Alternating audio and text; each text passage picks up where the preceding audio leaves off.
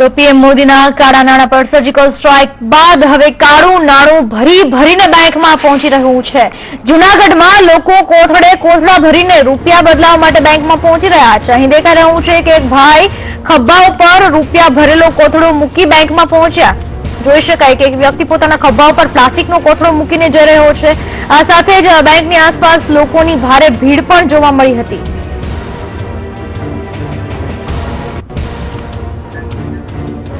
तो आप જોઈ શકો છો આટલા રૂપિયા કઈ રીતે હવે લોકોના ઘરની બહાર નીકળી રહ્યા છે તે એક સૌથી નવાઈની વાત કહી શકાય। જે રીતે જાહેરાત કરવામાં આવી વડાપ્રધાન નરેન્દ્ર મોદી દ્વારા 500 અને 1000ની નોટ બંધ કરી દેવામાં આવી છે ત્યારથી લોકો જાહેરમાં રસ્તા ઉપર કોથળા ભરીને આ નોટો લઈને નીકળી રહ્યા છે। જ્યારે અત્યાર સુધી ખિસ્સામાંથી પણ બહાર નોટા નીકળી રહ્યા એ રૂપિયા હવે કોથળા ભરાઈને બહાર નીકળી રહ્યા છે। 500 અને 1000ની નોટ બંધ થયા બાદ ચારે તરફ મચેલા હોબાળા વચ્ચે ઉત્તર પ્રદેશના બરેલીમાં ચોંકાવનારી ઘટના સામે આવી। બરેલીના પડસાખેડા ઔદ્યોગિક ક્ષેત્રમાં રસ્તા નજીક કરોડો રૂપિયાની ચલણી નોટો સળગતી મળી આવી। સળગાવ્યા પહેલા આ નોટોને મશીન દ્વારા કાપવામાં આવી અને એક બોરીમાં ભરીને હિલાવવામાં આવી। શંકા સેવાઈ રહી છે કે આ નોટ કોઈ વેપારીનું કાળું નાણું હોઈ શકે। ઘટનાની જાણ થતા પોલીસ ઘટના સ્થળે પહોંચીને સળગેલી નોટના નમૂના લઈને પ્રયોગશાળામાં તપાસ માટે મોકલ્યા છે।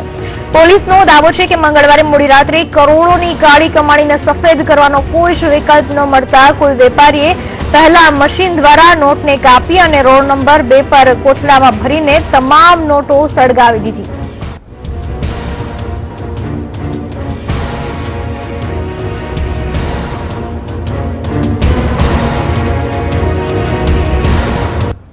छोटे छोटे पीस है कटे हुए पड़े हुए। हमने देखा तो पता नहीं कौन डाल गया, पता तो है नहीं हमें कौन डाल गया, लेकिन आग भी लगा दी। कुछ ढेर में आग भी लगा दी गई है और कुछ ये पड़ा है आपके सामने। उसमें 1000 का भी है, 500 का भी है, 100 का भी है, 50 का भी है, 10 का भी है। लग रही है, अब ये नहीं कह सकते जब तक इसकी जांच ना हो कि ये नोटों की कतरन है किसी और कतरन है, क्योंकि इस इसका कोई ऐसा नहीं है जिस पर कुछ लिखा हुआ हो।